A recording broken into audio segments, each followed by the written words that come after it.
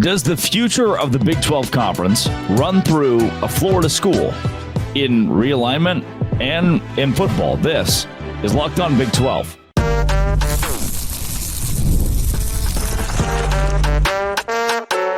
You are Locked On Big 12, your daily podcast on the Big 12 Conference, part of the Locked On Podcast Network, your team every day. Happy Friday, everybody. Welcome to Locked On Big 12, the number one podcast on the Big 12 in the country. I am Drake Toll from the number one Big 12 podcast in the country, which is Locked On Big 12. You hit subscribe, I keep my job. Today we talk to Kyle Nash of the Black and Gold Banneret about UCF realignment and how not only can that school be a noisemaker in the Big 12, but also how the Big 12 will expand further, both west and east. Let's get into it. The Dose Grande, Locked On Big 12, where this boy wonder handles business in a fashion that I just only can say that I admire. Drake C. Toll, what's going on, my man? Kyle, fires me up to hear your voice. It fires me up to be here. This is the crossover that America needs at a time that is so tumultuous that America needs. I'm happy to be here. You know, it's beautiful that you're such a showman, and you set me up perfectly because I know we talk about your work with the Dulce Grande, but you have a swag thing on the back in the background there here for those who aren't watching on the YouTube video, or you'll just have to trust me if you're listening via podcast. And now with somebody else in the conference, I feel like this is appropriate. Did I drop this plastic in here? If you ain't swag. Wow. Of all of the things that you have on your soundboard, that's the last thing even when you queued it up pre-show and said, hey, just wait, I could never have ever imagined. Thank you, Kyle, for giving me that. Well, hey, now we definitely have more than one entity who is swag up here in the Big 12, be it Deion Sanders with Colorado or you hosting the Dose Grande. But let's get into it, too, because I did mention being on your show last week. Yeah. Your term, citing pick six, by the way, picking UCF at fourth. I haven't seen that since. I just saw something out on Twitter that said UCF at 11, which I mean, listen, even Elvis is rolling in his grave asking why you're being so cruel with that. But all the horses in the stable was the statement you made. I shared with you something about Gus Malzahn's reaction when I asked if that opportunity of having all the horses in the stable, of making noise in the Big 12, of the college football playoff being in the air. I don't want to say rebuked, but I was interrupted for at least a moment saying, listen, we're just trying to turn around 6 and 7. Having more talent's great, but the job's got to get done. And I don't know how much you've seen of Gus Malzahn basically putting all of last year on him. From your perspective as somebody who watches the Dose Grande, the Big 12 proper, what's kind of your reaction when you see that? Well, the first thing that I bring up is that Gus Malzahn has been someone who I've admired for 15, 20 years as a kid who grew up in Arkansas watching Razorback games. And KJ Jefferson's a quarterback that I've seen do extreme things on a football field as a kid who grew up watching Arkansas games and going to those in Fayetteville. And I know how deadly those two guys can be and how deadly they can be when they're put together. What Malzahn's going to do as he marches UCF into year 2 in the Big 12 is pull back a little bit. He doesn't want all the glitz, the glam, the fashion, because you see a lot of Big 12 teams that get that in the preseason and they crumble. Look at Baylor a couple years ago, TCU off the national championship last season. Will West Virginia, who was a 9-win team last year, unexpectedly crumble when the expectations were. Texas Tech was supposed to go to the Big 12 championship last season and fell apart. Kansas State didn't meet expectations. Malzahn saying, look, don't set the bar anywhere. Just let us do us. Let us go out and cook. And horses in the stable, RJ Harvey could be the best running back in the Big 12 at the end of the season. And the reason I say that is because in a lot of leagues, he might be RB1. He might be RB2. In the Big 12, where you could argue he's in the 2, the 3, the 4 spot, and Ollie Gordon is getting the entire spotlight as a Heisman contender, everyone points at Ollie Gordon and says, that's the guy in this league we have to stop. RJ Harvey gets to fly under the radar nationally and certainly not in scouting rooms, but I think that gives him, the same as his football team, a leg up. He gets to be a bit of an underdog. He's not the main slice in the conference. And if UCF's not the main slice, they can wear that underdog mentality as well as RJ Harvey can personally. And KJ Jefferson can do the exact same thing. The dude's massive. Mountain of a man. He is, again, this was a Malzahn thing we talked about, as close to Cam Newton as you can probably get. And when you've got the guy who coached Cam Newton to a Heisman Trophy, I think you're in a good spot. And yeah, you mentioned RJ Harvey, you mentioned all the running backs in the Big 12, such that it is, I think, something that's not being talked well enough about outside of Orlando. He's got his notes ready. I got my pick six previews right here. My number 4 UCF, number 25 in the country preseason, according to Brett Ciencia there. I'm glad you brought his name, too, because my silly self, I forgot it. This is what happens when you're trying to do UCF camp and Jags camp at the same time. That's completely on me. But, let me build on that, too. Something that's getting talked about enough. And obviously, because death taxes and the over in the Big 12 are the 3 certainties here we experience in this universe, not a lot of talk about defense taking place for the Big 12. I'd like your take as a conference, who we should look out for on defense, and then what kind of changes you've seen. UCF has a lot of transfers coming in to try to do battle to stop the run. I think you'll even acknowledge, hey, that was easily the biggest problem UCF had last season. Give me kind of your take on those items.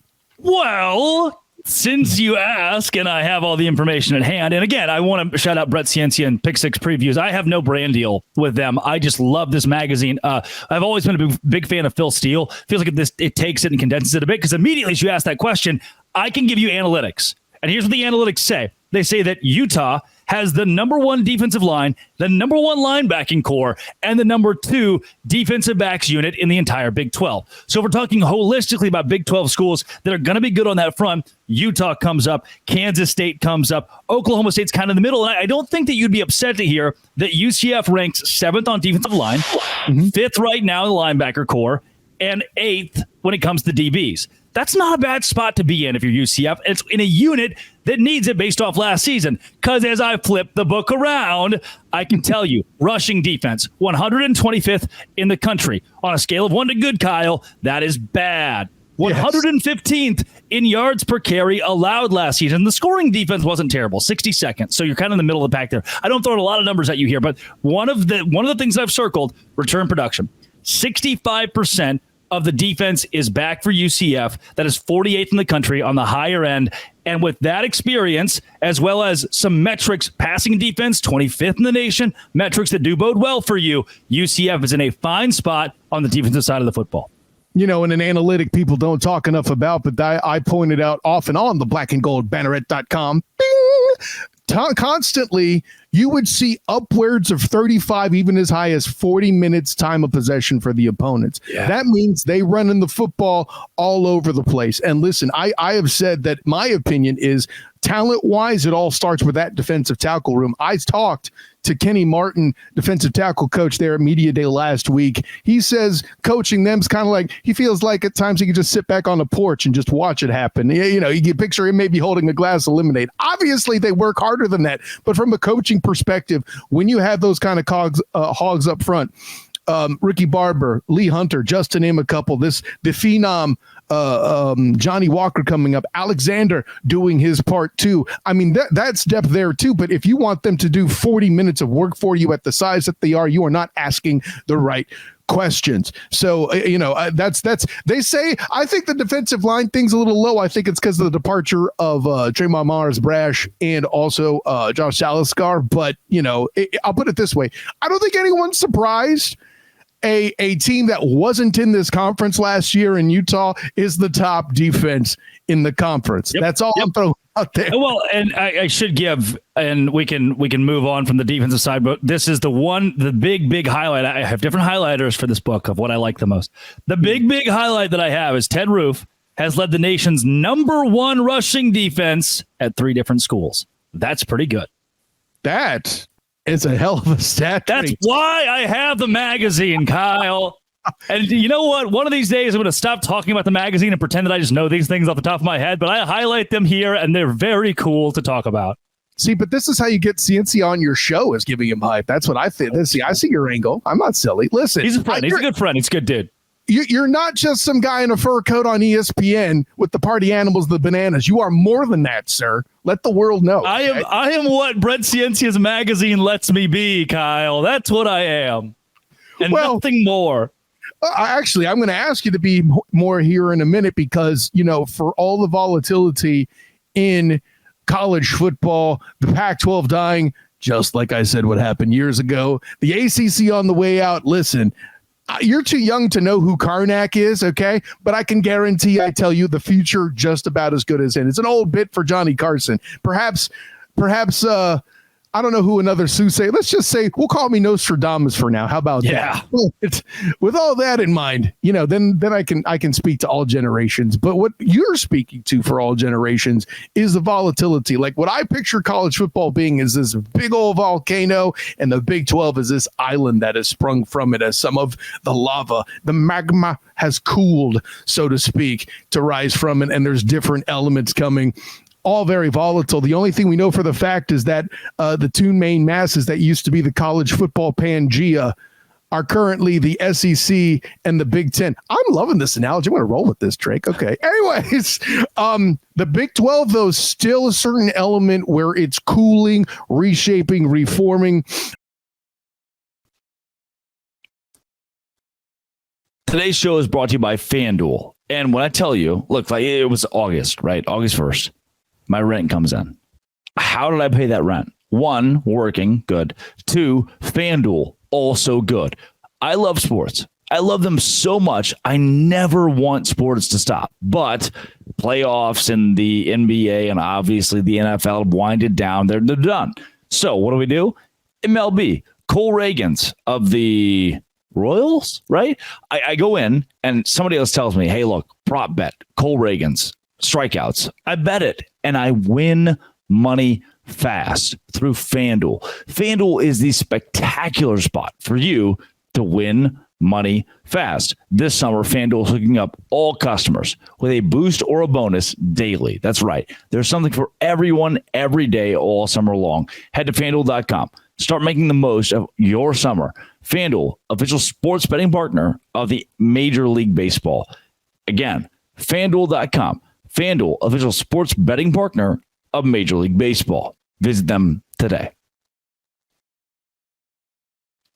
I've heard you allude to you being aware of big threats to the Big 12 in its future. I've heard you point out opportunities for it to grow, typically connected to the, shall we say, poaching of ACC schools when that thing does eventually die. But let's start here to keep me informed on this front first. Threats to the Big 12 itself long term. Kind of walk me through what that looks like. Kyle, you talk about reforming. I like the volcano analogy here. The Big 12 20 years ago had Oklahoma and Texas, and they had those 5 years ago. But they also had Colorado, and they had Nebraska and Texas A&M and Missouri, and schools that added a lot to a league that at one time claimed to be at the top of the country and was winning national championships with the rest of the Miami was representing the ACC on the national scale. Oklahoma and Texas were doing it for the Big 12. USC for the Pac-12. And for the Big 10, you had Ohio State in the middle of that pack. And the SEC had LSU there in the early 2000s, where every conference, it was boom, you win a championship, you win a champion. It just started rotating. It was great. We left that way behind in college football. And a lot of those schools have merged to be in the same conference. And now for the Big 12, if you look long term, the last 20 years, based on where you were then, have not been good. And it isn't entirely your fault. A whole lot of that falls on how good the SEC has been, the moves the SEC has made, them coming and stealing teams from your league. Now the biggest threat for the Big 12 would be relevance or a lack thereof in comparison to the SEC and to the Big 10. Kyle Whittingham, the head coach at Utah, recently said he believes those two schools will branch off past the NCAA.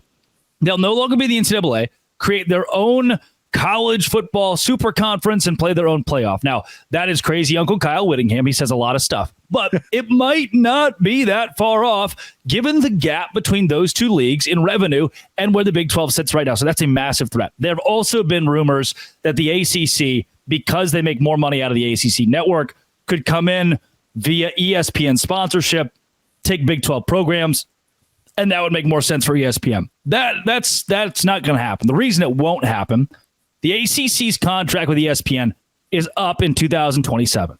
Right. ESPN has from today to February of 2025 to figure out how they want to handle the ACC long term. They can pull out of the contract entirely. They can try to rework it. And with Florida State and Clemson suing the league, both intending to get out of the conference, I can confidently say ESPN is not going to be as invested as they were when Florida State and Clemson were actually in the Atlantic Coast Conference. And let me add to that real quick. Yeah. ESPN, we've seen them hemorrhaging cash on a regular basis, trying to assert themselves in the college football space, right? Oh, yeah. And I get it. The SEC's involvement, it's the best college football money can buy, even long before the NIL was a thing. But with all that in mind, you pointing out FSU and Clemson, which, by the way, I think Clemson's merely striking while the iron is hot. I'm pretty sure that once Dabo leaves and as he's dragged them into some element of obsolescence, in my opinion, they may be less of a player themselves. So really, we're mostly talking about FSU, right? And the concept of them being the big fish in the pond is something I think they would enjoy. After all, that's how FSU ended up in the ACC in the first place, was Bobby Bowden wanting easier schedules to play basketball schools, and then he started having trouble beating them. But nobody wants to talk about that here in Florida. Anyways, You were saying, Drake, continue. With where these schools sit, with where the ACC is, they don't pose a legitimate threat. With where the Pac-12 sits, or lack thereof, they obviously don't pose a threat. The SEC, the Big Ten, and the opportunity for them to leave college football does. However, I don't think that threat is major or imminent because ESPN knows it has a strong partner in the Big 12 who's willing to grow. Brett Yormark is very forward. He's a business-focused man who is business first. And whatever builds the bottom line, that's the best way to do it. And this conference is in a spot where they can go poach a Louisville and become more valuable. They can have a sponsored Washington State come in and give them less money to compete at a high level and bring in more revenue for the conference. And I think those things are going to be great. Would it be enough to truly move and motivate ESPN? I'm with you. There's no guarantee of that at all. Matter of fact, if FSU's intent truly is to jump ship, I don't think they're wanting to hand Boston College the bag. No disrespect to former UCF quarterback Tommy Castellanos, who's starting up there now. But yeah, I just don't see. You mentioned the Louisvilles and cats like that. Yeah. I don't know. Maybe the SMUs now. I'm just glad I remembered they were an ACC school. Like, I just don't see ESPN jumping. Am I missing something? No, that they won't. And at this point, there's a part of it you trim the fat. Boston College and Syracuse and Wake Forest are in a tough spot. Their EADA numbers in the last 20 years, which is their athletic revenue, according to what's reported to the U.S. government, aren't good. They're not good enough to keep them alive. They're not good enough for ESPN to say, we need this property. And that's what business is. If you as a stockholder say, hey, this stock is no longer making me money, I'm going to leave it alone. I don't need to carry it over in my portfolio any longer. And that's the same way that college football plays. So those schools, SMU included, they would have been in the Big 12 with those 4 additions, UCF included, 3 years ago. If they were valuable enough to come to the Big 12, they had to pay their own way to the ACC. That's not good. If you're Clemson, if you're Florida State, you're Louisville, you're Miami, you're obviously safe. Pitt, you're probably in a good spot. And there are a myriad. Duke, North Carolina, Virginia are probably going to be okay. So my big nugget, my big note for everybody, because Brett McMurphy reported, Ross Dellinger reported the Big 12 could be in talks with, or at least could be considering Florida State and Clemson. There is a world in which short term, Florida State and Clemson for 3-4 years till 2032, we're starting to rework contracts with Fox or ESPN for the SEC and the Big 10, do find themselves with a temporary home in the Big 12 because the Big 12, through private equity, selling naming rights, making $2 billion+ in pretty interesting and experimental ways, where the Big 12, with that, coupled with the SEC and the Big 10 saying, hey, we need to hold off for a second, could house those 2 schools for a few years and make a lot of money doing it. Yeah, no, I think that's a beneficial thing for both sides, 100%. Today's show is brought to you by GameTime. Look, I've told you before, I love going to concerts. I love specifically going to Tyler Childers concerts. I book tickets, like plane tickets, hotel, Salt Lake City, Tyler Childers, 2 weeks. But I haven't booked the actual concert tickets. Why? GameTime is the place to go. The app to download. Right now, they have last-minute deals, flash deals, and zone deals. Save up to 60% off buying last-minute tickets for sports, concerts, comedy, theater, and more. All-in pricing. Toggle the feature. See the all-in pricing. Seat views. Lowest price guaranteed and game time ticket coverage. Your purchase is covered with the most flexible customer service policy in the entire ticketing industry. Take the guesswork. Take it out of buying tickets right now with GameTime. Download the GameTime app. Create an account. Use code LOCKEDONCollege. $20 off your first purchase. Terms apply. Again, create an account, redeem code LOCKEDONCollege, $20 off your first purchase. Download GameTime today. Last minute tickets, lowest prices, guaranteed. I think there's this to consider too. And listen, there's politics matter and make things happen. Okay. Absolutely. The whole reason that UCF didn't make a jump to the I think it's to the Big East the way that USF did earlier on was because USF actually worked to sabotage UCF, right? I think a similar kind of scenario could exist with the Gators trying to keep FSU out. Now, considering that the football program at least is in a state of disarray, I mean, listen, they've been to a bowl game, the Gasparilla, as I like to call it there in the Gasparilla Bowl, Malzahn's first year coaching at UCF, having lost to UCF. The embarrassment felt by other states in the school, to me, just doesn't make sense. It just proves they haven't been paying attention to this growing entity here in Orlando, that if you didn't see him as a threat, hashtag you problem, you're doing it wrong, right? Yeah. But how much of that comes into play with wanting to keep UCF out of the SEC, in particular, the example I mentioned? Is this something where the almighty dollar could still reign supreme? I don't know. What do you think about that? So as far as UCF security long-term as a program, I think they're in a much better spot than in Arizona State. And UCF's in a much better spot than an Iowa State, than a Cincinnati. And reason being, number one, Orlando is massive. And I get it, Cincinnati's pretty big, and Arizona State has a market that's fairly big. I mean, I'm sure, yeah, you're basically Phoenix, but not only does Orlando represent a massive metro, I also got bad news about Arizona recruiting compared to Florida recruiting. You're in a hotbed. You're in an absolute hotbed. You go to Arizona State, and you're like, hey, well, we've got the bright lights and the bars. We got the clubs. We don't got the beach. We have the desert. You go to Orlando and you go, hey, we got Disney World. We got to hook you up with some mini golf. Let's take you out. Well, here's the waters. If you're going to do some fishing, we'll figure it. Orlando entices a whole lot of recruits. And not only that, it's close to a lot of these kids. Play on TV, play in front of your family every week. The Bounce House, I've been there. It's humid as hell, but it's bouncing. I love that part.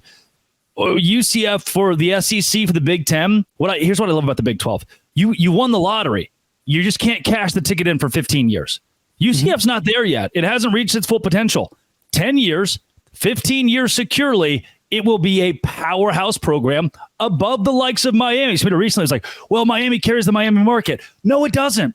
In the same way that Boston College doesn't carry the Boston market. Miami is not that big. I get it. There are bigger donors because of that market, bigger donors in Boston than there are in Raleigh, bigger donors in Miami than there are in Chapel Hill. They have Michael Jordan. However, if you're UCF in Orlando, you can eclipse Miami, who's in Coral Gables. Florida, in the way, that university in the last 7 years has just been stagnant, if not tanking. They just changing football coaches like underwear. Florida State 5 years ago was in a really tough spot. They've just started on their ascent. UCF can take advantage of the other schools in the state struggling and create a massive powerhouse for the Big 12 conference that maybe eventually the SEC calls. But for today, the Big 12 is going to make a whole lot of money off UCF for decades to come.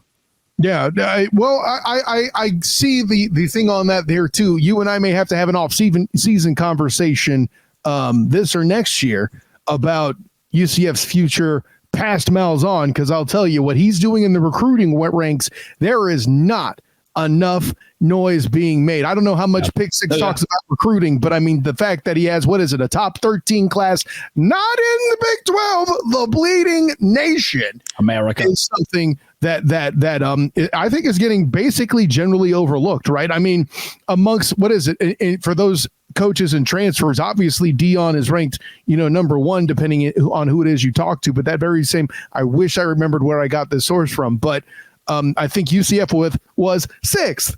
UCF, the school that's barely half a century old, is beating the heck out of Blue Bloods. They just landed a big-time receiver that committed to Missouri after transferring out of Ohio State, and now another boom announced by Gus Malzahn. I think, and the reason why we keep going to UCF, for those that are wondering, isn't just because I cover them for the black and gold banneret. Bing! It's because I think UCF, in and of itself, is a program that is closest in identity to what the Big 12 is. New, up and coming, kind of an island of misfit toys in the current volcano of college football, right? Give it to me. All right.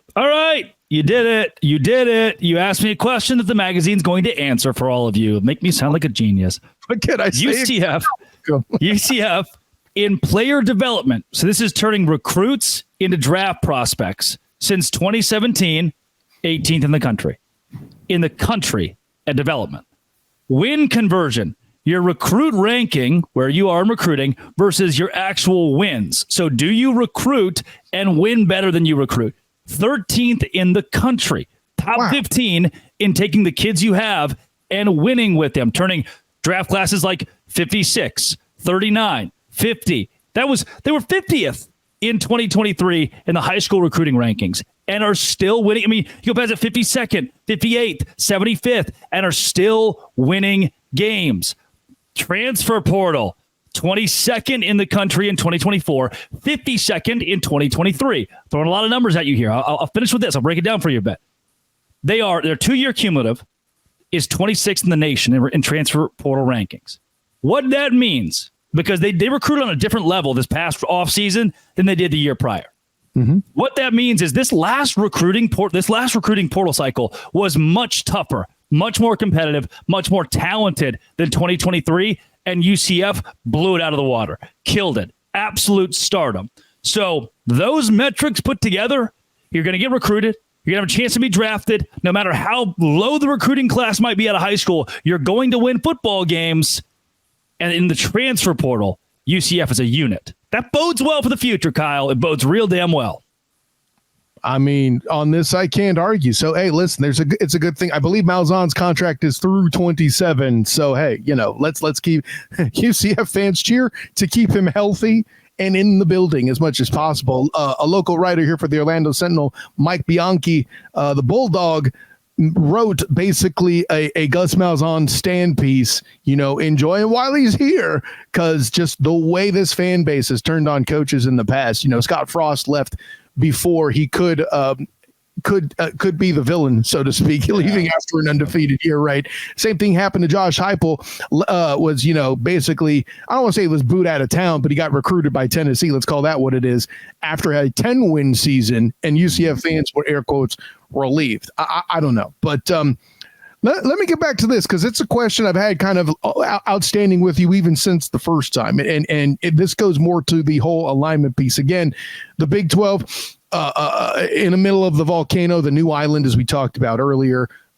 You've spoken to a good extent about the new rule expanding scholarships. I'm with you that I think that in part that's kind of a ploy to bleed dried, air quotes, less lucrative schools, those with less resources and money. I think there's some there to that. How schools exercise partial scholarships, that's a whole other thing. But something I was curious your opinion of: do private institutions hold advantage over public ones? And I know we're getting in the weeds a little bit here, but this is the reason why I'm exiting on this particular question. You mentioned earlier schools having to declare what it is they're paying who and what in a public forum. Private schools don't have to do that. Is that one advantage among others that they enjoy? You could argue that private schools have been in a tougher spot the last few years, especially in the era of not just NIL, because so many private schools are much smaller, but also where scholarships have been, baseball, softball, namely, that they have less opportunities and avenues to pay players on the. I've talked to a lot of private school coaches, having gone to Baylor myself, who said, hey, we feel as though we have half the scholarships as somebody else just based on the way that we can pay players and the recruits that we bring in who aren't getting the Pell Grants. Some of these public schools are not just have access to, but have recruits who have access to. I think in this era, we're going to even the playing field a bit, but not give an advantage to private schools. That even though that information is not public, Auburn's still way bigger than TCU. And that part's not going to change. And Alabama's still got way deeper pockets. FSU has way deeper pockets than Vanderbilt. And that's not going to change athletically because the focus for public schools is still certainly there. So fair enough. We got a few more minutes here. Let me leave you on this question. I'm going to put you on the spot a little bit, and I'll give you the opportunity to answer however you'd like, because after all, you are the one that purveys the Dose Grande. I don't want to show any disrespect. But can you tell me how anybody but Utah is the favorite? I love the defense. You mentioned the stats and expressed it better than I could earlier. Say what you will about Cam Rising. I like the veteran presence. And not having to do as much at quarterback with that in mind. Hell, our guy KJ Jefferson smiles when I ask him about horses in the stable. He points out I don't have to do as much and enjoying that. We can even mention Avery Johnson, the young rookie in Kansas State, enjoying that same sort of thing. But Utah, if they're not the favorite, tell me why. They are. They certainly are in my book. And if they're not, it's because somebody else showed up. It's because an unexpected quarterback like an Avery. I say unexpected to lead his team to an 11-win season. Nobody's saying Avery Johnson has to be the 11-win guy. Nobody's saying KJ Jefferson has to be there. Shedeur Sanders, Garrett Green, Rocco Beck, any of those guys have to be that. It's going to take a young talent like that, specifically at the quarterback position. Last year was Ollie Gordon running back. This year in a quarterback deep conference, it will take the signal caller to take a team that's unexpected to win the Big 12 championship and go do it. And I think if there's one kid that can do it, if there's one kid that I have my money on, if he stays healthy, it's Jaden Daniels. He's got a real good shot at Kansas to lead that team to victory. Okay, that's a nice drop, too. I kind of forgot about Daniels there, but I do remember him being a good quarterback in games other than when they played UCF, because let's be honest, they just handed the ball off for 40 minutes, and I ain't mad at that. That's how you beat them last year. But Drake Toll, we could go another 30 minutes, but you got things to do. I got articles to write for the Black and Gold Banneret. Bing! Tell the world where you can be found. I just love the magazine. At LO Big 12 on Twitter, at Drake C. Toll on Twitter. I'll catch you there. Be posting stuff all the time. Follow along with not just Big 12 coverage, but also the Savannah Bananas and the Party Animals. Kyle, always a pleasure. Hey, listen, thank you for taking your time purveying over the Dose Grande as you do so well every day, keeping us all locked on, my friend. Appreciate that. Of course, I'm Kyle Nash, a student of the game. You can find me on Twitter, Instagram, and Threads at the SOTG. Check out my writings with the Black and Gold Banneret, Jaguars on SI, as well as the 3-point conversion, also on Facebook as a student of the game. Check out the podcast, Duval Dive, here on Friday at 11 a.m. with my friend Travis Holmes of Big Cat Country. And then also Tuesdays is when you could see the drop of the Night Shift podcast, powered by the members of the Black and Gold Banneret. For Drake C. Toll, until next time, everyone, class dismissed.